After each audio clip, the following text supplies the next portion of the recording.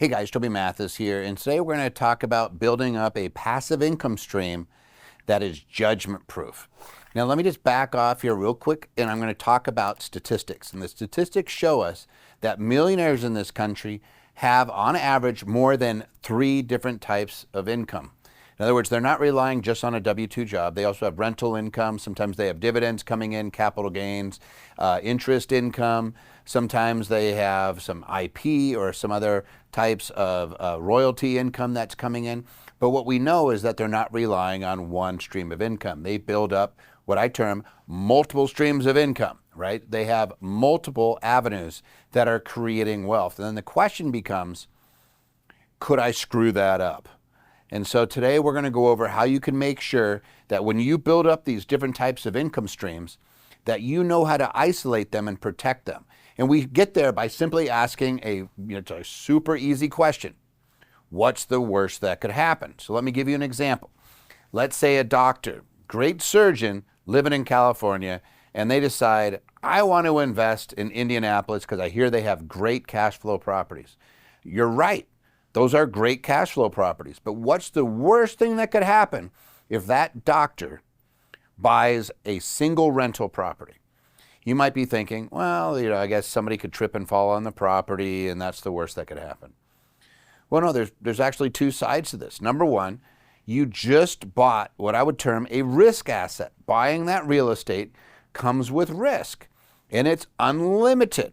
In other words, the worst thing that could happen is somebody has a liability occurrence that's a high value liability occurrence. Maybe it's mold. Sometimes, like some of those cases are many millions of dollars, or somebody passes away. Maybe it's a child and you have tens of millions of dollars of liability and exposure facing you.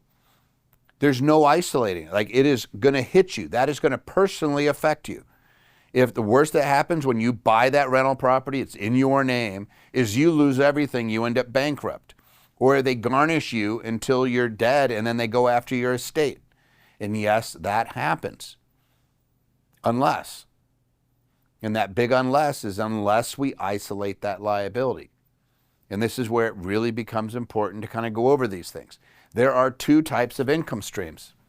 There are risk and non-risk. Risk is when the activity itself creates exposure to lawsuits for you. So a risk asset might be rental properties. A risk activity could be setting up a side business.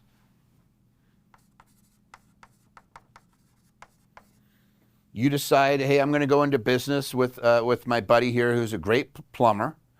And okay, we're going to go into business together. We're going to create a partnership and we'll split it 50-50.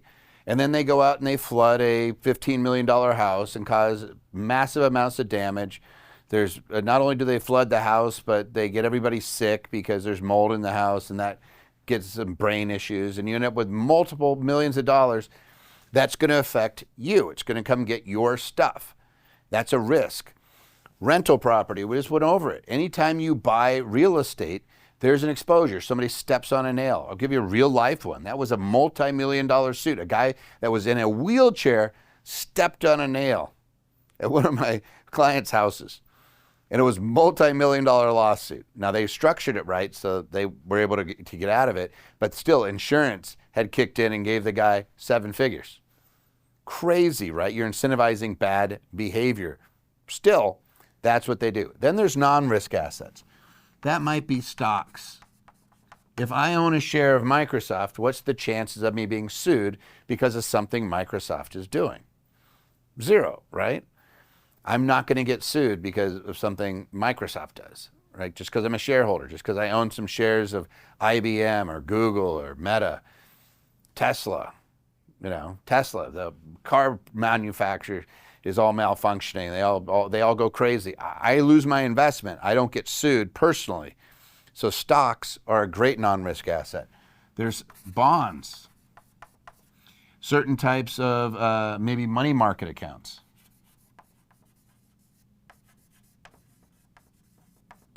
Savings. You get the idea. in many cases, even things like your syndications. So if I was going through this and saying what type of activities are creating your income, I would say, all right, which ones are risk, which ones are non-risk. And the reason is because if it's risk, we want to isolate that liability. And so it's important that you understand a term called inside and outside liability. So we would isolate these by putting them inside of something like an LLC, maybe a corporation. And what we've done is said if something happens inside that box, it stays inside that box. That is inside liability. We are isolating that risk. So if something happens in here, it stays in there. And you might be saying, hey, Toby, what if I have multiple rentals?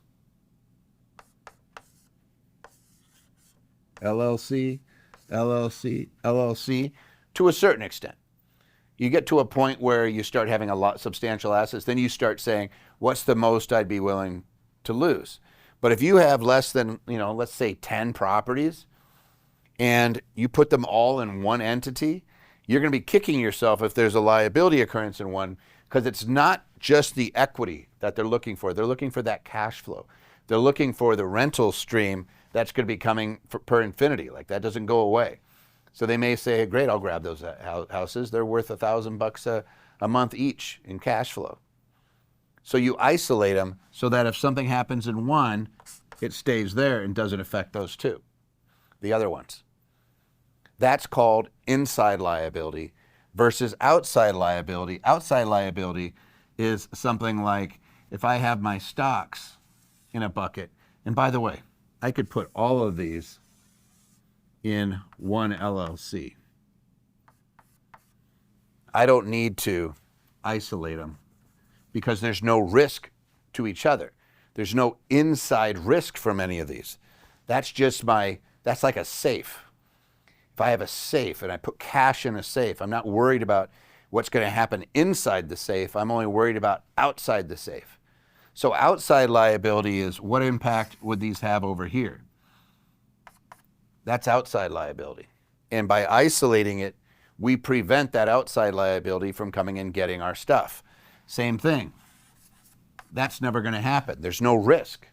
So there's no outside liability to these. The major source of outside liability in our world is us, our little human beings, and our families. If you have kids get into a car accident, they're looking at these things, right? So we want to protect from outside liability and isolate that inside liability. So how do we protect a revenue stream? Let's say that we're making good money from our rentals and we're making good money off our business. How do we protect it? Well, in the case of a business, the business is a risk asset. So what do? You take the cash and you move that cash on a regular basis into your safe. I have now isolated my risk and taken my cash and put it outside. Same thing with my rental properties. What do? I'm putting it in my savings. I'm putting it in my stock account. I'm putting it into bonds.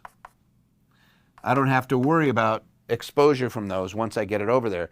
That cash goes down and goes into my safe. I have now isolated it.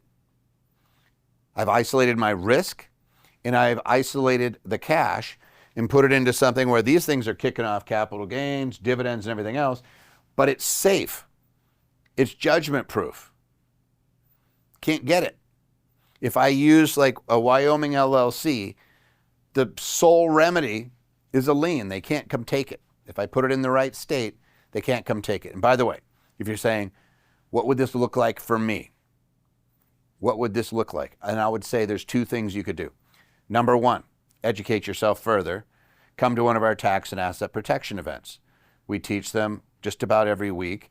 I'll give you a link and you can go see when the next one is, and you could go learn about LLCs, land trusts, corporations, using living trusts, how to create legacies, how to cut your taxes, how to structure your affairs for asset protection. All of that's free.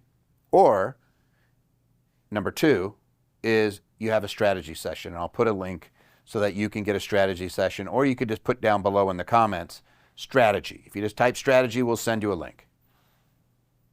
We'll make sure that you get somebody to sit down and create a blueprint where they're saying, what's the risk assets versus the non-risk assets? Where are we concerned about inside liability, outside liabilities? And then as you build up equity, you may be stripping that equity out through a friendly lien or through loans, so that we're getting the equity and taking it off the table. So if these properties, let's say I have 3 properties, and I bought them all for 100 grand, and now they're all worth 500 grand, and they have this equity in them, I got to get that equity out. And I could do it through a loan. I could go to a bank and pull the money out and then invest it.